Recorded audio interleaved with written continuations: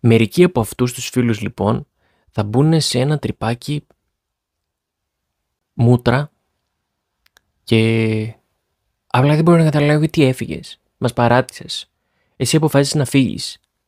Δηλαδή τους πιάνει αυτός ο αρνητισμός του μου λείπεις τόσο πολύ που χάλασε η ρουτίνα μου, χάλασε το πρόγραμμά μου και μα καλά είναι δυνατόν έπρεπε να φύγεις. Δηλαδή ο εγωισμός. Αυτοί είναι οι πρώτοι οι οποίοι παίρνουν το πουπ από τη ζωή σου. Αυτόματα. Φεύγουν από μόνοι τους βασικά, το οποίο το κάνει εύκολο για σένα. Γιατί δεν χρειάζεται να μπει στη δικασία να πεις, να κάνεις κάποια συζήτηση και να πεις λοιπόν, κοιτά, τι γίνεται, ξέρω εγώ. Δεν γίνεται κάποιος. Φεύγουν από μόνοι τους. Κομπλέ.